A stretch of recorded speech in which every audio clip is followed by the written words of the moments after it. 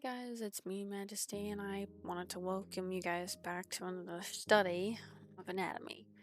This is the third part of my art study, and even though I've done brief art studies before on this channel, the series is much more detailed, where I spend way more time on the actual subject of study. I am also still very new to voiceovers. This is the first time I've done a voiceover for my YouTube videos. I've done a few on TikTok for my art print club, which is now available on Patreon for $7. I'll include a link in the description below, but just be aware that I'm still new to this. So the other studies that I did were on the human skeleton and the different parts of the human skeleton. This video is on the difference of the muscle layout in regards to the human body, as well as the names of most of each muscle. Starting out, using this reference wasn't about copying the image. At least for me, it was about understanding where all the muscles are underneath the skin, and I was just trying to get it what felt as accurate as possible. And to be honest, drawing each individual muscle felt quite a bit daunting when I first set out on drawing it, but the more lines, the more defined the muscles were getting, the more I grew comfortable with getting it all out on the canvas. I will say that sketching the human skeleton in my previous videos and just doing some sketches on my own helped me a lot because I had somewhat memorized the placement of each bone in the body, and even though the muscles are so much more intricate, since I knew where the placement of the bones were, imagining the muscles on top really helped me to get everything kind of organized. And after finishing with the male body, drawing the female body came much easier. And I think it also has to do with the fact that I myself am a woman, so I'm kind of already used to the shape of like females, And I've been drawing like female like characters since I was young, so drawing males is a little bit harder for me.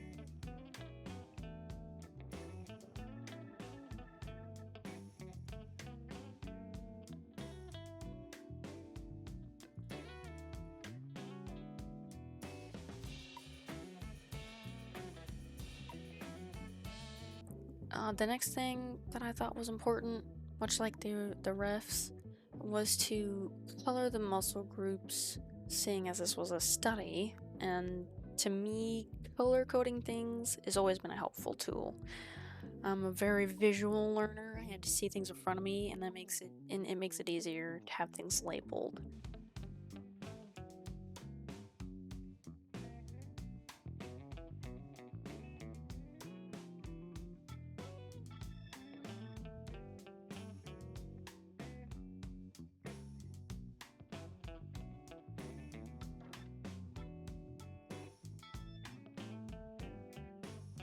Finally, it came down to the labeling of the muscles themselves. I used a different reference image instead, and admittedly, the one I have up here took me way too long to find for some reason. I was combing through tons and tons of different photos trying to find the actual names for the muscles, and it just took so long. I really don't know why. And I feel like sometimes when you need a reference image, like a specific, like one that needs to be accurate to real life, you can't find it anywhere. But the moment you need like something quick and it doesn't matter what it looks like, it comes up no problem. Fortunately, I did find one for men and women, which I'm grateful for.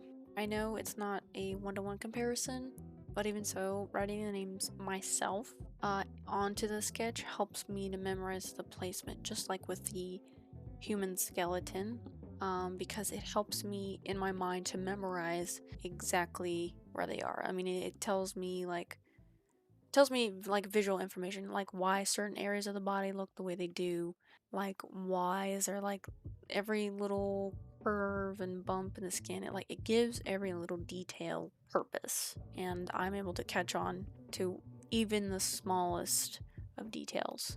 And I also I didn't see the point in labeling the female body, because when doing a one-to-one, when I was looking at both the anatomy images that I found, like every muscle is virtually the same, so there's not a lot of difference. As noted, there are some biological differences, like the tissue on the female chest, that obviously men do not have, and so like I thought that was important enough to include. I did have to look up the name for it because technically it's a tissue and not muscle, but I thought that it was one of those things that needs to be included because the female and male chest are different. Anyway, thank you for watching. Have a good day, and may God bless you. See ya!